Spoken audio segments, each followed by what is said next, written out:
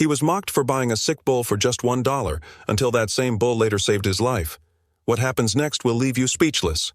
The auction pen rang with the sound of restless hooves and murmurs of a crowd eager for bargains. Dust floated in the warm shafts of light that broke through the cracks in the wooden walls, settling on the backs of men leaning against the railings. The air smelled of hay, sweat, and expectation.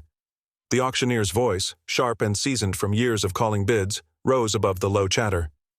"Lot 12, bull, male, 6 years," he declared, waving his arm toward the gate. "Starting bid, $10. The gate creaked open, and the handlers pushed forward the animal. What stepped into the ring drew not silence of admiration, but a ripple of laughter. The bull limped heavily, its ribs showing under a patchy coat of coarse hair. One of its eyes was clouded white, scarred from an old injury. A crooked line of healed flesh marked its flank where some past wound had left its trace. Its head hung low, yet even through its broken frame, something in its stance hinted at defiance, like a soldier still standing after battle. Men leaned on the rails, shaking their heads. Some spat in the dust, others smirked, and one voice rang out, "That ain't no bull. That's supper gone wrong." The crowd chuckled. The auctioneer, trying to keep order, raised his gavel. $10, he repeated. "Do I hear 10? Silence. Boots shuffled, hats dipped. Eyes darted away as though even acknowledging the offer was a joke. From the back of the pen, a booming laugh rose above the rest. Rowan Pike, dressed in a polished vest and boots that gleamed under the dusty sun, leaned forward. His face was rugged but smug, and his voice carried authority that made others follow his lead. $10? I wouldn't give 10 cents for that cripple, he shouted. The men around him roared with laughter. The auctioneer cleared his throat, his tone now uncertain. $8? 6? Anyone at 5? Still, no one moved. The bull shifted uneasily, its limp worsening under the stares of the crowd. Its clouded eye scanned the men, but its good one was sharp, catching details with surprising alertness. The auctioneer sighed. "If there are no takers, I'll give one," a quiet voice cut through. Heads turned. Elias Granger stood near the corner of the pen, his posture straight, though his clothes bore the wear of labor, boots scuffed, shirt faded, and hat pulled low against the sun. His face was lean, lined from years of work, and his eyes fixed not on the crowd but on the bull. The silence that followed his words broke into wild laughter. One man slapped his knee, another called out, $1? He'll get less meat than he spent. Even the auctioneer blinked in disbelief. Rowan's grin widened, sharp and mocking. "Granger, you must have lost your senses. $1 for a walking carcass? You planning to start a circus with freak animals?" Elias did not flinch. His jaw tightened, and his voice stayed steady. $1, he repeated. The auctioneer, caught between duty and mockery, raised his gavel. "Going once? Going twice?" Rowan leaned forward, smirking. "Let him have it. It'll be the best laugh of the season." "Sold!" The gavel cracked down. The crowd erupted, some clapping mockingly, others jeering. "Congratulations, Granger. You're the proud owner of bones wrapped in hide," one man shouted. Another added, "Better put it in a stew before it collapses." Elias ignored them. He stepped into the pen and approached the bull. Brutus, as he would later name him, stood wary, head lifting slightly. The animal's nostrils flared as Elias reached out a hand. For a moment the bull hesitated, then allowed him to touch its muzzle. Elias stroked the scarred skin gently, whispering something the crowd could not hear. Rowan leaned back, folding his arms with a sneer. "Pathetic," he muttered to those nearby. "That fool just threw his last coin into the dirt." Leading the bull out was no easy task. The rope strained, the limp made progress slow, but Elias's patience never faltered. Step by step, he guided the animal through the laughter, through the rows of men shaking their heads. He did not glance at Rowan, though he could feel the man's eyes burning into him. Outside, the sun bore down on the dusty street of Ironvale. Elias led the bull toward his wagon, where a young man waited. Caleb, a farmhand barely into his 20s, his face earnest but doubtful. He hurried forward, grabbing the rope to help. "What are you doing, Elias?" Caleb whispered sharply, eyes darting back toward the sound of lingering laughter from the pen. "You can't be serious. You paid money for that?" He gestured toward the bull, whose ribs showed with every strained breath. Elias wiped the sweat from his brow, steadying the animal. "Sometimes," he said quietly, "what looks broken isn't finished yet." Caleb frowned, bewildered. "But it's half blind, lame, and—" He stopped when Elias's eyes, sharp and steady, fixed on his. "You see scars," Elias said. "I see fight." Caleb hesitated, his expression torn between loyalty and disbelief. He looked at the bull again. Its clouded eye gave it a ghostly appearance, but the other eye, dark, alert, unyielding, stared back at him with a spark he could not explain. Caleb swallowed hard, lowering his voice. "If you're wrong, Elias, everyone in town will laugh you off the streets." "They already do," Elias murmured, tugging the rope as the bull followed him step by step. "That changes nothing." The wagon creaked as they loaded the animal, securing it for the slow journey back to Elias's small barn at the edge of town. As the wheels turned over the dusty road, the sounds of the auction faded, but the sting of mockery lingered in the air like smoke after a fire. Caleb sat beside Elias, shaking his head. "Rowan won't let this go. You know how he is. He'll use this to make a fool out of you every chance he gets." Elias's hands tightened on the reins, his gaze fixed ahead. "Let him talk," he said. "I didn't buy the bull for Rowan. I bought it for me." The sun dipped lower as they reached the weathered barn, its wooden boards warped with age. Inside, it smelled of hay and the faint must of time. They led the bull into an empty stall. Caleb fetched water while Elias spread fresh straw on the ground. The bull lowered itself carefully, its limp evident but its head lifting with dignity.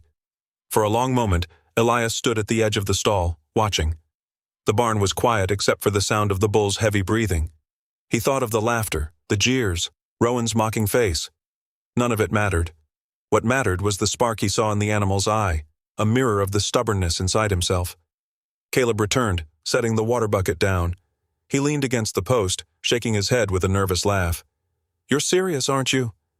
Elias's lips curved in the faintest of smiles. He placed a hand on the stall door, leaning slightly closer as though confiding a secret not meant for the world outside. His voice dropped, soft but unshakable. Sometimes the most broken things still have fight left in them. The mornings on Elias Granger's farm began with the sound of Brutus struggling to rise. The bull's hooves scraped against the wooden stall, his body shifting awkwardly as his injured leg buckled beneath his weight. Elias was always there first, standing with a bucket of water in one hand and a small sack of mixed grains in the other. He watched carefully as the bull forced himself upright, nostrils flaring, one clouded eye searching the shadows of the barn. "Easy now," Elias murmured, his voice steady, almost soothing. He set the bucket down and spread the special feed he had prepared. Crushed corn, oats, and a bit of molasses. It wasn't much, but it was richer than the scraps most would have given to an animal already judged worthless. Brutus lowered his head slowly, chewing with effort, ribs shifting beneath his scarred hide. Elias crouched nearby, rubbing a hand over the bull's shoulder, feeling the tremors of strain beneath his palm. Day after day, Elias repeated this routine. He mixed herbs into the feed, wrapped the bull's leg with cloth soaked in liniment, and walked him carefully through the small pasture when the sun was warm. Each step was slow, deliberate, but Elias noticed the changes. The limp remained, yet the animal's shoulders grew broader, his breath stronger, and his movements less hesitant. Brutus began to lift his head higher, bellowing low in the mornings, a sound that made Elias smile despite himself. But beyond the fences of his farm, the mockery never ceased. Men passing along the road slowed their wagons, leaning out to laugh. "How's Dollar Meat doing today, Granger?" one would call, his words sharp as a whip crack. Another added, "Don't fatten it too much, Elias. Might just fall over from the weight." Their voices echoed in the open fields, carried by the wind until they faded. Elias never answered. He kept his head down, his hands steady on the rope as he guided Brutus. But Caleb, who often worked alongside him, found it harder to stay silent. One afternoon, after a wagon rolled past with jeers trailing behind it, Caleb slammed the barn door shut harder than he meant to. "Why don't you say something back?" he demanded, his face flushed with anger. "You let them walk all over you, Elias. They're never going to stop." Elias paused, wiping sweat from his brow with the back of his hand.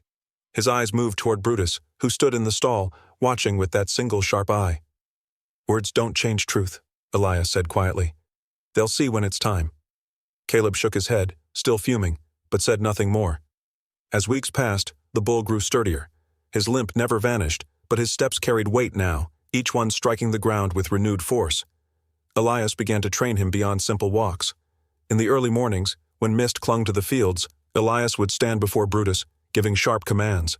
He tapped the ground with his boot, and the bull responded, lowering his head, pawing the earth. When provoked, Brutus charged short distances, his movements unsteady yet powerful, ending with a snort and a toss of his scarred head. Caleb, watching from the fence, could no longer hide his awe. "You've made him into something, Elias," he admitted one morning, leaning against the post with a half smile.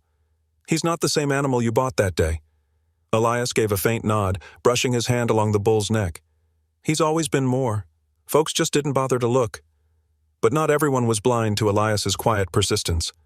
Rowan Pike had not forgotten the day of the auction. Every time Elias brought Brutus into the fields, Rowan's men caught sight of him, and word spread back. Rowan, wealthy and arrogant, grew restless hearing rumors that the bull was no longer the pitiful creature it once was. At town gatherings, Rowan made sure to stoke the laughter, mocking Elias whenever he could. One evening at the tavern, Rowan's voice carried over the clatter of mugs and the smell of ale. He stood by the hearth, boasting about his newest prize bull, Titan, a beast as broad as a wagon and feared in every contest. "And then there's Granger," Rowan sneered, grinning at the men gathered around. "Parading that $1 carcass around like it's worth something. He ought to put it out of its misery before it embarrasses him more than it already has." The men laughed, slapping the tables, but one of them mentioned quietly, "He's been working that bull hard. It doesn't look so sickly anymore." Rowan's smile faltered for the briefest moment before he forced a laugh. "A mule in a saddle is still a mule. Don't fool yourself." Just then, Elias entered, dusty from a day's work. He kept to himself, nodding politely, ordering water at the bar. Rowan, spotting him, raised his voice louder. "Granger, why don't you do the town a favor and bring that bull of yours to the fair?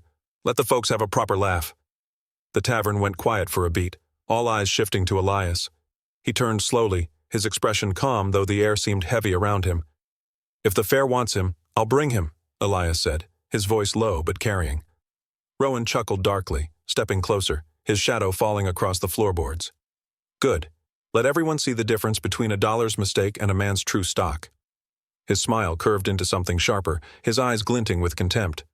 Elias met his gaze without flinching. "We'll see," he said simply, turning back to his drink.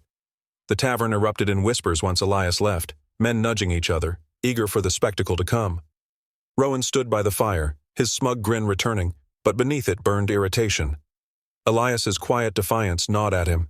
He was used to men shrinking under his words, not answering him with steady calm. That night, Rowan sat in his grand farmhouse, the lamplight throwing long shadows across the walls. He poured himself a drink, his mind restless. The thought of Elias leading that bull through the fair, of even one man believing there was worth in it, felt like an insult he couldn't allow. He summoned 2 of his hired men, rough-handed workers who owed him more than coin. "I don't want that bull looking strong when the fair comes," Rowan said coldly, swirling the glass in his hand. "Do what you need to. Make sure Granger's little miracle limps worse than before." The men nodded, their faces hard, and left into the night. Rowan leaned back, satisfied, though a sly smile tugged at his lips.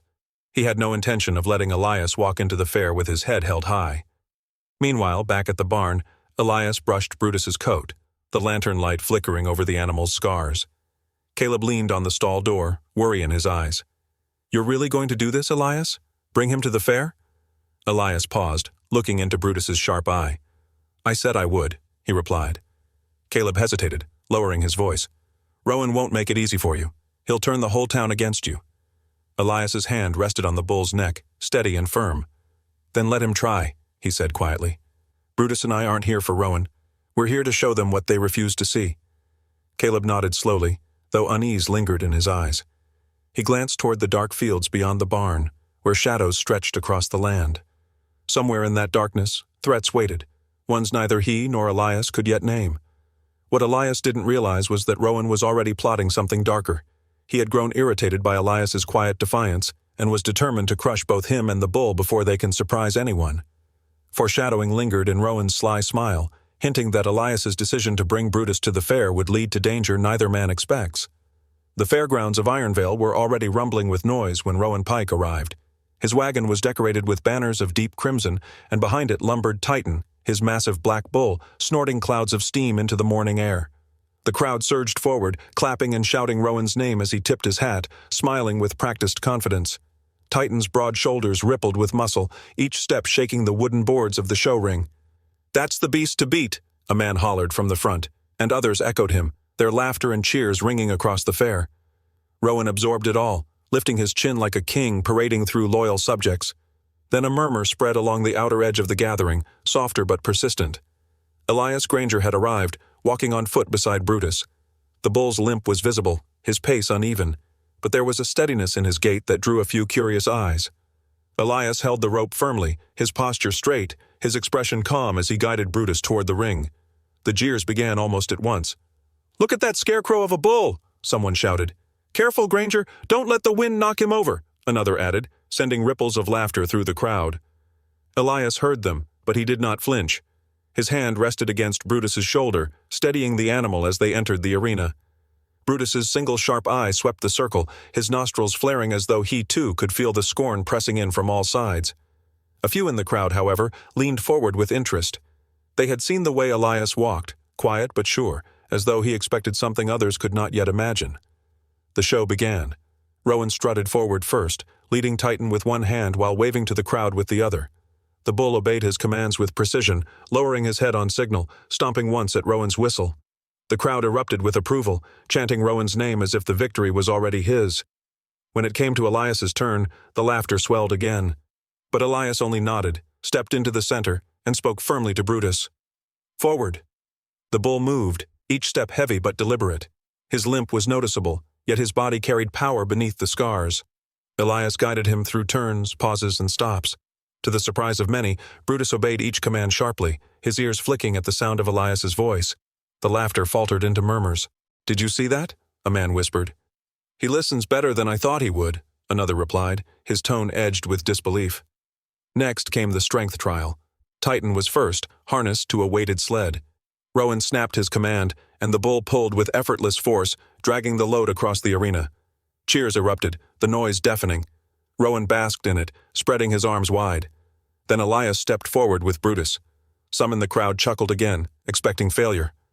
The load was hitched, and for a tense moment, Brutus pawed the ground, his limp making him shift uneasily. Elias placed a firm hand on his neck. "You can do this," he whispered. With a sharp command, Brutus pushed forward. His hooves dug into the dirt, his muscles straining. Slowly, the sled began to move. Inch by inch, Brutus dragged it, his head low, his breath harsh. The crowd leaned forward, murmurs growing into exclamations of surprise. Though slower than Titan, the bull managed the full length, finishing with a snort that sent dust rising into the air. A wave of silence followed, broken only by the murmuring voices now laced with awe. The laughter was nearly gone.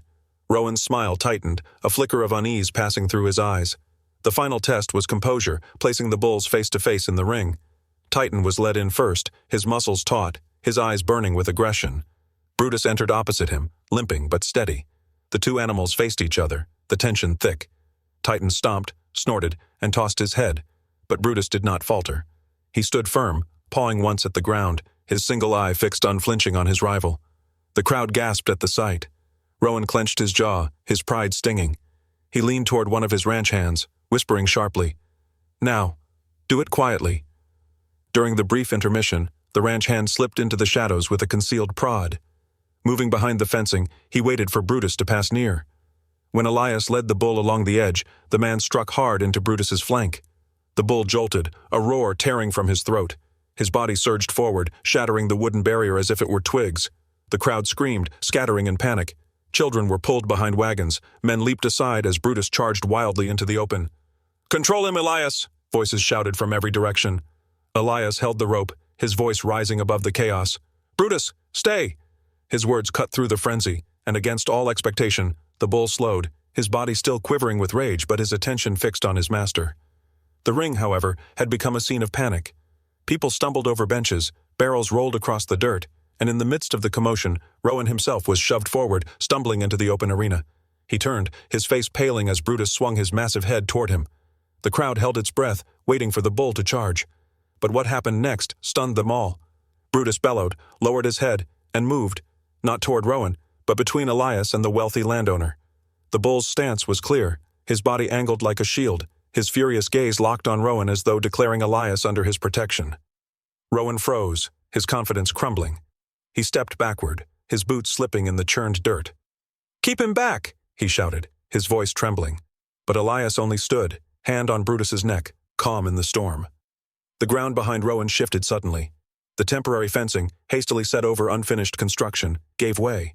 With a sharp crack, the boards collapsed, and the earth beneath them crumbled. Rowan's cry pierced the air as he fell backward into the pit, dust and splinters rising around him. The crowd gasped, rushing forward to peer into the hole. Rowan lay at the bottom, groaning, his leg twisted awkwardly. Titan bellowed from the far side of the ring, but no one was watching him anymore, All eyes were on Brutus, the bull that had been mocked as worthless. Elias stood still, his hand steady on the animal's scarred neck. Brutus, chest heaving, let out one final bellow that echoed across the fairgrounds. Slowly the crowd's voices rose, not in laughter, but in awed silence. They understood what they had seen. Brutus had not only defended his master, but by forcing Rowan into retreat, had revealed the very danger Rowan himself had set in motion. As the dust cleared, realization struck the gathering like a heavy stone. The $1 bull had not only proven his worth, but had, in his own fierce way, saved Elias from harm and Rowan from disaster. The crowd, once full of mockery, fell silent in awe, realizing this was no worthless animal but a loyal, life-saving creature. The fairgrounds lay in ruin by the time the sun rose the next morning. Broken fences leaned at jagged angles, trampled earth bore the deep marks of hooves and boots, and in the quiet, the faint stench of blood and sweat still lingered. What had begun as a contest of pride had ended in humiliation, and all of Ironvale had seen it. Rowan lay in his ranch house that morning, his ribs wrapped tight, his pride broken even worse. The whispers started almost instantly. Men who had once nodded with respect now turned away in silence when they passed him on the street. His swagger, once enough to command a room, had melted into bitter stares and clenched fists.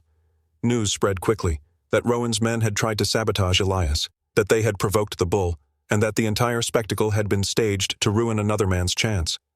At first, Rowan tried to deny it.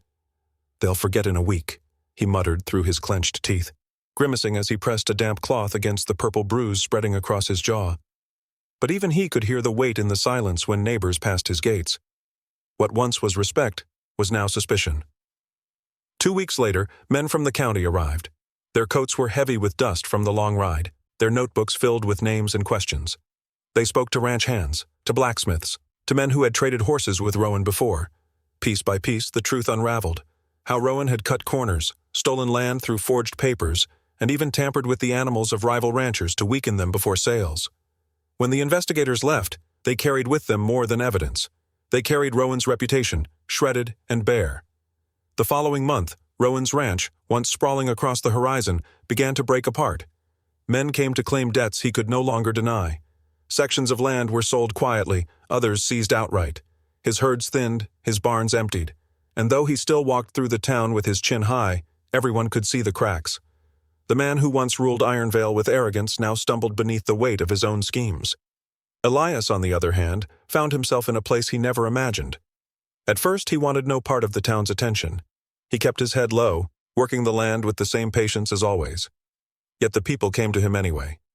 One afternoon, as Elias leaned against a fence mending a broken post, a man named Carter approached. He had been one of the loudest voices mocking Elias before the fair, calling him a fool for trusting dollar meat. Now, Carter's hat was held in his hands, his voice quieter than Elias had ever heard. "How'd you do it?" Carter asked, shifting uncomfortably. His eyes darted between Elias and Brutus, who grazed calmly in the pasture nearby. "That bull should have turned on you like any other. But he didn't. Not once." Elias tightened the rope around the fence post, his hands steady. He didn't look up right away, letting silence speak first. Finally he answered, "Patience, trust, and faith." His voice was even, but it carried weight. "You give an animal reason to believe in you, and he'll show strength you never knew he had." Carter nodded slowly, as though he were hearing a truth he should have known all along. When he left, others followed. Day by day, men came not with laughter or scorn, but with questions, and sometimes with apologies. Brutus, once the town's running joke, became something more. Stories grew around him like wild grass. Children whispered that he was no ordinary bull but a guardian. Old men at the tavern retold how he had faced Rowan's best and stood unshaken. The name dollar meat disappeared, replaced with one word that carried pride, Brutus. For Elias, none of it changed the way he lived. His farm remained modest, his herd small. Yet in that simplicity, he found more wealth than Rowan had ever grasped. Caleb, who had watched everything unfold with wide eyes, stayed. He worked the land beside Elias, learning the rhythms of care and labor. He was no longer a boy running errands, but a young man with purpose, drawn by the quiet strength he saw in Elias. One evening, months after the fair, Elias walked across the pasture at dusk. The sky was streaked with fading fire, and the air carried the crisp bite of early winter. He stopped at the edge of the field where Brutus stood, older now, his hide marked with scars that would never fade. Yet his stance was steady, his gaze fixed outward as though watching for dangers that only he could sense. Elias rested a hand on the top rail of the fence, his breath slow. "You've done more than anyone ever asked of you," he said quietly, though his words were for the bull alone. Brutus turned his head slightly, the setting sun catching the lines of muscle that had once been mocked. For a moment, man and animal stood together in silence, bound by something deeper than ownership. Behind him, Caleb approached, carrying a bucket of water. He set it down and looked out at the bull. "He's not just guarding the herd, is he?" Elias shook his head, his voice low but certain. "Number, he's guarding us." Caleb said nothing more, but the understanding passed between them without need of words. In the months that followed, the tale spread far beyond Ironvale. Travelers spoke of the bull bought for a single coin who had risen to defy both mockery and danger. Farmers told their sons that worth was never found in price tags or appearances, but in loyalty and heart. And always, Brutus stood watch over Elias's land, scarred but unbroken, a symbol of what it meant to endure. By the time seasons turned again, Rowan had vanished from the town's stories, but Elias's name lingered, not because he sought it, but because he lived it. Respect had come not from power or wealth, but from patience, trust, and faith. And so the man once mocked in laughter becomes remembered in honor, all because of a bull no one else. Disclaimer: the story you just watched is fictional. It explores themes of compassion, unexpected value, and the profound bond that can form between a human and an animal. This narrative aims to highlight the importance of looking beyond appearances and to inspire a deeper appreciation for the loyal friends found in the most unlikely of places.